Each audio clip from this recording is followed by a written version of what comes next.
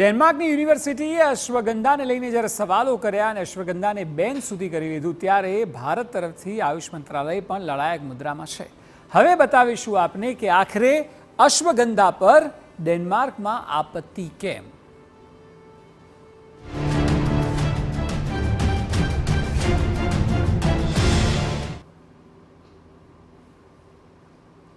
ડેનમાર્કની university of technology દ્વારા અશ્વગંધાની ગુણવત્તા પર સવાલ ઊભો કરાતા ડેનમાર્ક સરકારે અશ્વગંધા પર પ્રતિબંધ લાદ્યો છે. ભારત સરકારના આયુષ મંત્રાલયે સખત શબ્દોમાં રિપોર્ટથી વાંધો વ્યક્ત કર્યો છે. મંત્રાલય તરફથી સ્પષ્ટ શબ્દોમાં કહેવાયું છે કે અશ્વગંધા પર ડેનમાર્કની યુનિવર્સિટી ઓફ ટેકનોલોજીનો રિપોર્ટ અધૂરો છે. આયુષ મંત્રાલયે અશ્વગંધા પરના ખોટા રિપોર્ટને લઈને વૈજ્ઞાનિકોની એક પેનલ તૈયાર કરી છે, જે ખોટા દાવાઓ પર લપડાક સમાન છે.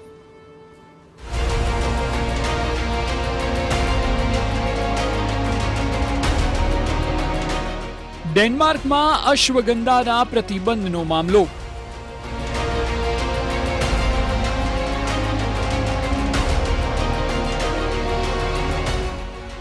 આયુષ મંત્રાલયે વ્યક્ત કર્યો વાંધો.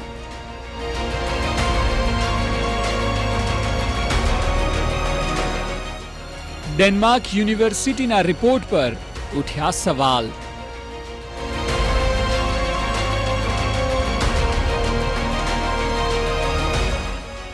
ડેનમાર્ક સરકાર દ્વારા અશ્વગંધા પર લાદવામાં આવેલા પ્રતિબંધ સામે ભારત સરકારના આયુષ મંત્રાલયે સખત શબ્દોમાં વાંધો વ્યક્ત કર્યો છે. આખા મામલે મંત્રાલય તરફથી સ્પષ્ટ કહેવાયું છે કે અશ્વગંધા પર ડેનમાર્કની યુનિવર્સિટી ઓફ ટેકનોલોજીનો રિપોર્ટ અધૂરો છે. અધૂરા રિપોર્ટને ક્યારેય સ્વીકારાય નહીં. એક અખબાર સાથેની વાતચીતમાં ભારત સરકારના આયુષ મંત્રાલયના સચિવ રાજેશ કોટેચાએ કહ્યું છે કે ડેનમાર્ક યુનિવર્સિટીના રિપોર્ટ પર પુનઃવિચાર કરવાની જરૂર છે. આ રિપોર્ટમાં અશ્વગંધાના ગુણોનું યોગ્ય મૂલ્યાંકન કરવામાં નથી આવ્યું.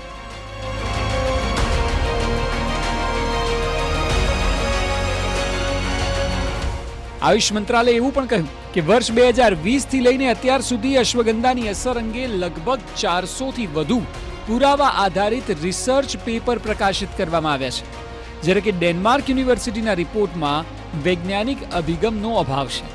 આ સ્થિતિમાં સવાલ એ છે કે વૈજ્ઞાનિક તથ્યો વિના તેના પર કેવી રીતે પ્રતિબંધ મુકાયો.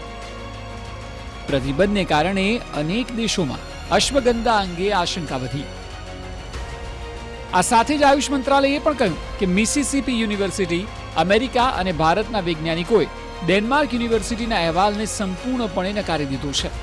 સાથે જ ડેનમાર્ક યુનિવર્સિટીના રિપોર્ટની વિશ્વસનીયતા પર પણ science journal of Ayurveda and integrative મેડિસિનમાં સવાલ ઉઠાવવામાં આવ્યા છે. સાયન્સ જર્નલમાં કહેવાયું છે કે અશ્વગંધા પર કોઈ અન્ય છોડના પાંદડાની આડઅસરને આધારે પ્રતિબંધ લગાવવો યોગ્ય નથી. અહીં સૌથી મોટો સવાલ એ છે કે ડેનમાર્કે અશ્વગંધા પર પ્રતિબંધ કેમ લગાવ્યો. આપણે જણાવી દઈએ કે ડેનમાર્કની યુનિવર્સિટી ઓફ ટેકનોલોજીએ મે 2020માં ભારતીય ઔષધિ અશ્વગંધા પર એક રિપોર્ટ તૈયાર કર્યો હતો. રિપોર્ટમાં અશ્વગંધાની આડઅસરનો દાવો કરવામાં આવ્યો. દાવામાં કહેવામાં આવ્યું કે અશ્વગંધા ગર્ભાવસ્થા, થાઇરોઇડ અને હોર્મોન્સ પર અસર કરી શકે છે. આ અહેવાલ સામે આવ્યા બાદ ડેનમાર્કે સૌથી પહેલા અશ્વગંધાની આયાત પર પ્રતિબંધ મૂકી દીધો. ત્યારબાદ Sweden, Finland, Australia, Netherlands, France, તુર્કી અને યુરોપિયન યુનિયનમાં ચિંતા વધવાની દહેશત પણ જોવા મળી રહી છે.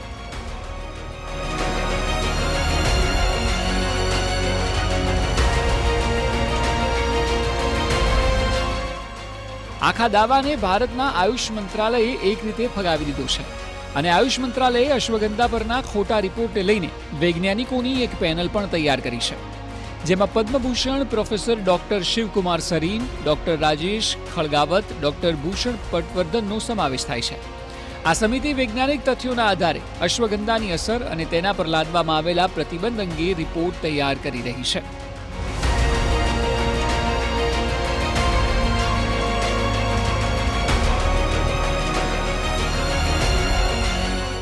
પૂરી દુનિયા જાણે છે કે આજકાલથી નહીં પરંતુ સદીઓથી અશ્વગંધાનો ઉપયોગ માત્ર ભારતમાં જ નહીં પરંતુ એશિયાના ઘણા દેશોમાં ઔષધિ તરીકે કરવામાં આવે છે. આયુષ મંત્રાલયના જણાવ્યા અનુસાર ભારત વિશ્વમાં અશ્વગંધાનું સૌથી મોટું ઉત્પાદક છે. વિશ્વમાં 42% અશ્વગંધાનું ઉત્પાદન એકલા ભારતમાં થાય છે. વિશ્વભરના દેશોમાં તેની જબરદસ્ત માંગ છે. તેની માંગ વર્ષ 2018માં જડીબુટીઓની યાદીમાં 34મા સ્થાને હતી, પરંતુ 2021માં તે 7મા સ્થાન સુધી પહોંચી. આ સ્થિતિમાં સવાલ એ છે કે સદીઓથી ઉપયોગમાં લેવાતા અશ્વગંધાને કયા આધારે નકારવામાં આવ્યું છે? આ સવાલ તો ભારત સરકારનું આયુષ મંત્રાલય પણ પૂછી રહ્યું છે, અને એટલે જ ડેનમાર્ક યુનિવર્સિટીના દાવાઓને પડકારવા જ ભારત સરકારે શ્રેષ્ઠ પેનલ વૈજ્ઞાનિક તથ્યોના આધારે અશ્વગંધાની અસર અંગે રિપોર્ટ તૈયાર કરી રહી છે. આખા મામલે જોવું રહ્યું કે આગળના દિવસોમાં ડેનમાર્ક યુનિવર્સિટી એ પોતાની ભૂલને સ્વીકારે છે કે નહીં.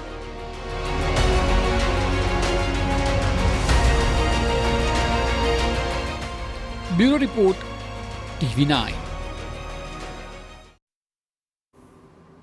આપણે જોયું તે મુજબ ડેનમાર્ક યુનિવર્સિટી દ્વારા અશ્વગંધા પર રિપોર્ટ તૈયાર થયા બાદ ડેનમાર્કે પ્રતિબંધ લાદ્યો છે અને અન્ય દેશો પર પણ તેની અસર થઈ છે. ત્યારે કેટલાક આંકડા ભારતના પરિપ્રેક્ષમાં જાણવા અને સમજવા ખૂબ જરૂરી છે. અશ્વગંધા વેચાણની જો વાત કરવામાં આવે તો ભારત વિશ્વનો સૌથી મોટો અશ્વગંધા ઉત્પાદક દેશ છે. વાર્ષિક 4000 ટન મૂળનું ઉત્પાદન છે. ભારત 25,608 શિપમેન્ટ્સ સાથે અશ્વગંધા નિકાસમાં આગળ છે. 401 શિપમેન્ટ સાથે યુરોપિયન યુનિયન બીજા સ્થાને છે. 2018માં સૌથી વધુ વેચાતી ઔષધિમાં ટોપ 50માં સ્થાન મેળવ્યું હતું, અને 2021માં સૌથી વધુ વેચાતી ઔષધિમાં ટોપ 10માં સ્થાન મેળવ્યું હતું. અમેરિકાની જો વાત કરવામાં આવે તો 2021માં અમેરિકામાં $92 મિલિયન વેચાણ થયું હતું. એટલે આપ એકંદરે સમજી શકો છો કે અશ્વગંધા જે છે તે વિશ્વભરમાં કઈ રીતે ખૂબ જ ઓછા સમયમાં પ્રચલિત થયું, અને ત્યારબાદ અશ્વગંધાના લગભગ 40થી 42% માર્કેટ પર ભારતનો દબદબો છે.